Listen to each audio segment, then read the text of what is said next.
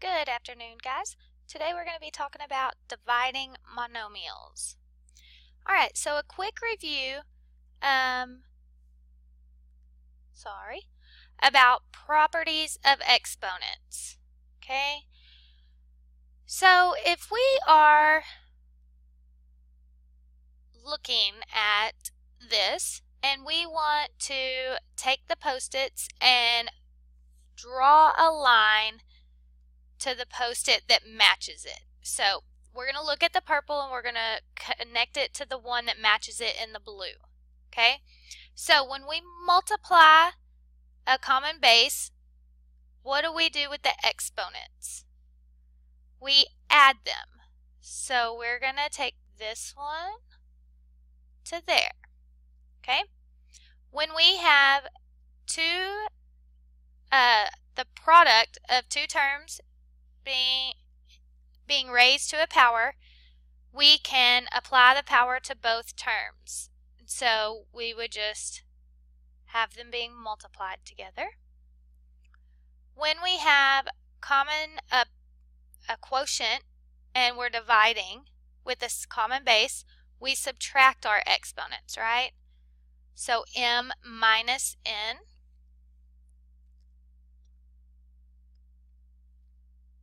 When we have a power raised to a power, so a raised to the m power raised to the n power, we multiply the exponents.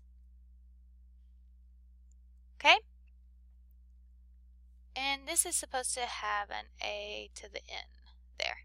Okay, when we have a to the negative n, we can move a to the n down into the denominator to make the exponent become positive.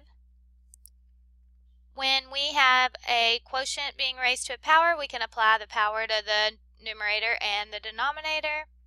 And last but not least, a variable that does not equal 0 raised to the 0 power will equal 1. Okay?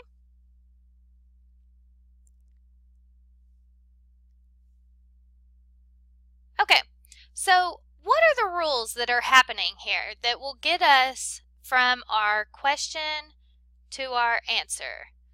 We know that we subtract the variables of common bases, and for our coefficients, we just divide normally, right?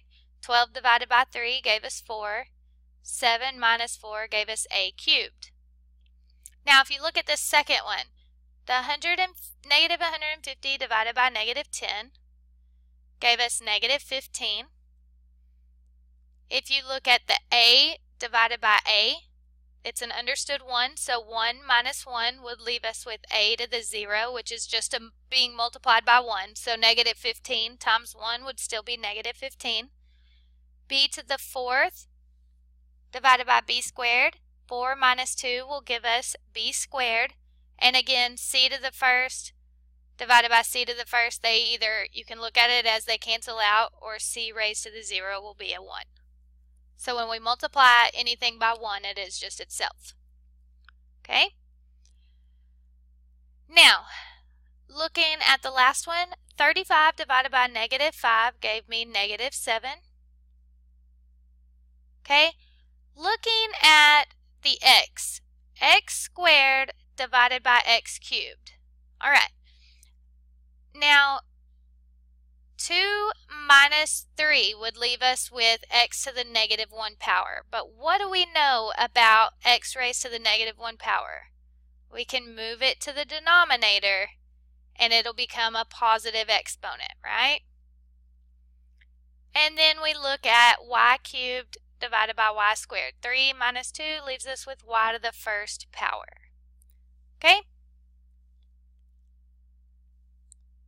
So, the rules are, for the coefficients, you divide them normally. The variables are subtracting the exponents of the matching bases. All right, so let's go ahead and look at these examples. Okay?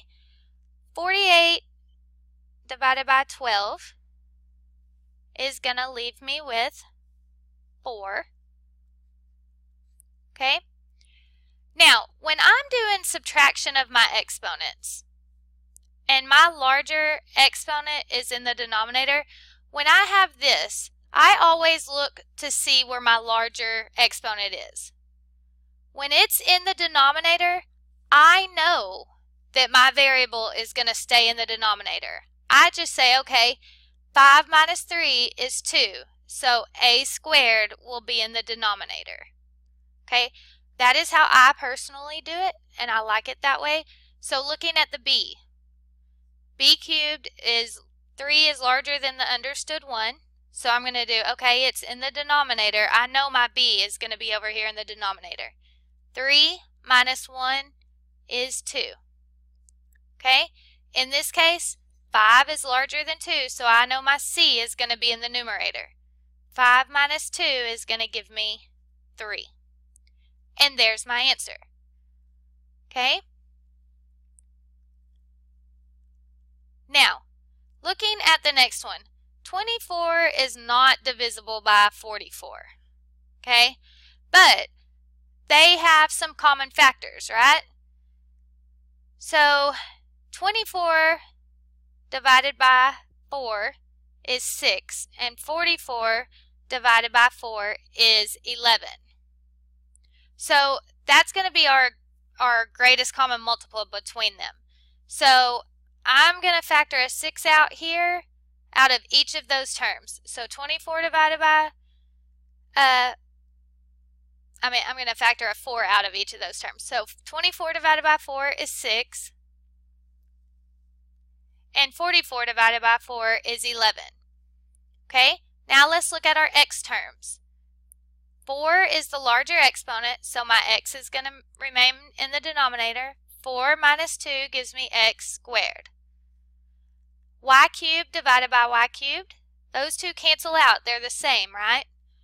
And z to the 4th is larger than z squared, so 4 minus 2, my z is going to stay in the numerator. Gives me z squared. And that's my answer. Okay? And last but not least, okay? First step here is you have to multiply these together. Okay? We want to multiply our numerator together. So negative 3 times 6 is going to give me negative 18. Okay? X times x squared. What do we do when we have a common base? We add the exponents if we're multiplying them, right? So 1 plus 2 is going to give me x cubed. Y times y to the 4th. 1 plus 4 is going to give me y to the 5th. And the denominator stays the same. Okay? Negative 18 divided by 9 is negative 2. X cubed divided by x cubed. My x's cancel out. Y to the 5th is larger than y squared, so 5 minus 2. Y is going to stay in the numerator. 5 minus 2 is 3. So our solution, or our answer, would be negative 2 y cubed. And that's it for the day, guys. Have a great day.